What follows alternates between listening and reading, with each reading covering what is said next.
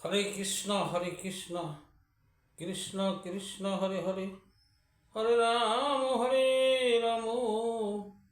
রাম রাম হরে হরে। জয় গুরুদেবের জয়, জয় রাধা কৃষ্ণের জয়, জয় গৌর নিতাই সীতানাথের জয়, জয় সকল ভক্তদের জয়। হরে কৃষ্ণ। আজ আমি যে আলোচনা নিয়ে আসছি তা হল বৈধ অবৈধ সম্পর্কে কি হয় ভালো করে জেনে নিন। আমরা এই জগতে যে সম্পর্কগুলা আছে নারী পুরুষের, তা বৈধভাবে আবার অবৈধভাবে কিন্তু এই সম্পর্ক গড়ে ওঠে। তাই এই তাদের মধ্যে যে অবৈধে কি হয় আর বৈধে যে কি, এটা আমি ভালোভাবে বিস্তারিত করতেছি। ভুল ত্রুটি হইলে আপনারা ক্ষমা দৃষ্টিতে দেখবেন। বৈধ হইল স্বীকৃতি দাম্পত্য, মানে স্বীকৃতি দেওয়া। দাম্পত্য মানে স্বামী স্ত্রী সংসার করা। আর অবৈধ মানে সমাজের নীতির বাহিরে সম্পর্ক, যাহা সমাজে নাই। বৈধ সম্পর্কে স্ত্রীর সাথে বিশ্বস্ত সঙ্গী, এতে শারীরিক ও মানসিক চাপ দূরে থাকে, রক্ত চাপ কমায়, রোগ প্রতিরোধ ক্ষমতা বৃদ্ধি করে, যৌন ক্ষমতা বৃদ্ধি করে, মানসিক নিরাপত্তা ও আত্মবিশ্বাস সঙ্গীর কাছ থেকে লাভ করা যায়। যার সঙ্গ করে তার থেকে যে আত্মবিশ্বাস জিনিসটা লাভ করা সম্ভব হয়। এখন কথা হলো, অবৈধ সম্পর্কে কি হয়। অবৈধ সম্পর্কে দেহের রোগের সৃষ্টি হয়, যেমন সিফিলিস, গনোরিয়া, হেপাটাইটিস বি এবং এইডস এর মতো মারাত্মক রোগের সৃষ্টি হয়। নিজকে সৃষ্টি হয়তো ভালো কথা, আবার নিজকে কিন্তু অপরাধী মনে হয়, করতে লাগে। এই মনকে অপরাধী নিজকে করাতে অতিরিক্ত উদ্বেগ ও অনিদ্রা, ঘুম হয় না, শরীরের ক্লান্তি অনেক দিন থেকে যায়,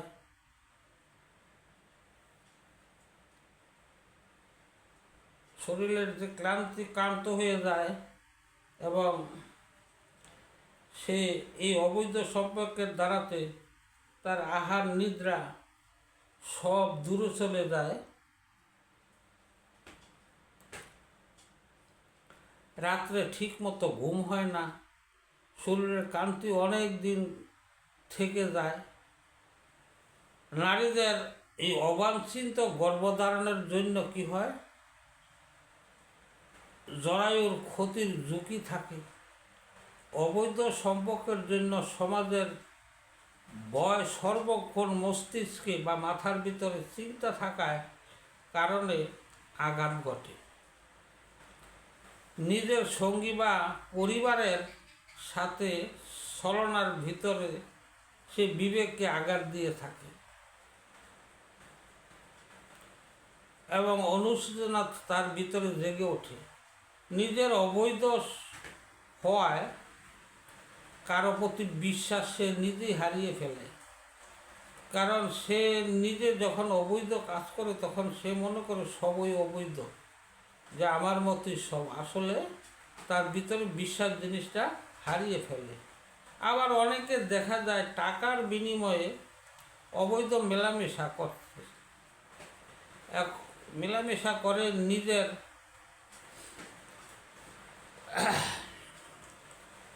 এই যে মেলামেশাতে, তাই নিজের কাছে নিজেরই মূল্য কমে যায়। প্রতারণা করে সম্পর্ক করলে কি হয়, মানসিক চাপ থেকেই যায়।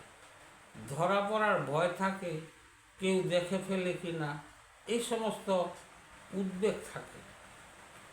অর্থের বিনিময়ে প্রতারণা করে যদি সম্পর্ক বাস করে থাকে, তার সামাজিক কোনো মূল্য থাকে না। এই সম্পর্ক ভালোবাসার সম্পর্ক নয়। এই সম্পর্ক হলো ব্যবসার মতো, বিনিময়। প্রেম যাদের সাথে ভালোবাসা হয় তাদের সাথে কিন্তু বিনিময় থাকে না। যখনই বিনিময়ে চলে যায় তখন তাদের ব্যবসায়ীর দিকে চলে যায়। এখন বলতেছিস এই যে স্বকীয়া ভাব বৈধ মানুষের জন্য স্বীকৃতিপ্রাপ্ত, সমাজে চলার জন্য অবৈধ কাজ যারা করে এদের কিন্তু নিষিদ্ধ। তবে বলতে পারেন শ্রীকৃষ্ণ কেন অবৈধ সম্পর্ক করেছিলেন? ভগবান শ্রীকৃষ্ণ লীলায় বা রাসলীলা, এই জন্য সে লীলার জন্য সে সম্পর্ক তার আসছিল, কিন্তু তার যে সম্পর্কটা সাধারণ মানুষের সাথে তুলনা করা যায় না। শ্রীকৃষ্ণের পরকীয়া এমনই এক ব্যাপার, পরমাত্মার সাথে জীবাত্মার মিলন। তাদের কিন্তু দৈহিক বা দেহের যে কাম শক্তি এ সমস্ত নাই, তারা আত্মার সাথে আত্মার মিলন হয়। গোপীরা সমাজ, লোক, লজ্জা ও সংসার বন্ধন ছিন্ন করে ভগবানের প্রতি সে সম্পূর্ণ আত্মসমর্পণ করে দিয়েছেন। এই তাদের কাছে পরকীয়া সঠিক, এতে কোনো কামনা বাসনা গন্ধ নাই। তারা সর্বদা কৃষ্ণ সুখের জন্য ব্যস্ত থাকেন। ভগবান শ্রীকৃষ্ণ সর্বশক্তিমান, তিনি কোনো শারীরিক আকর্ষণে আবদ্ধ নাই। তবে বলতে পারেন আবদ্ধ কেন? আমরা দেখি তার স্ত্রী আছে, কিন্তু না, ভক্তের মনের বাসনার জন্য বা ভক্তের মনের বাসনা পূরণের জন্য সে সব কিছু করতে পারেন, ভক্তের জন্য ছলনাও করতে পারেন। আর ভগবান যাহা করে তাহা কিন্তু নিজের জন্য করেন না, ভক্তের জন্যই করে থাকে। এটি আমাদের মানা উচিত। গোপীদের সাথে মাধুর্য লীলা, কোনো প্রকার ঐশ্বর্য তাদের সাথে সম্পর্ক নাই। ভগবান সর্ববিশেষ, সে কি করে ধারণকারী, তিনি যা করেন মানুষের তা করা সম্ভব না, শুধু অনুসরণ করা উচিত, এর বেশি নয়। তাই শ্রীমদ্ ভগবত গীতা, শ্রীমদ্ ভাগবতে বলা হয়েছে, ঈশ্বর যা করেন মানুষের জন্য অনুকরণীয়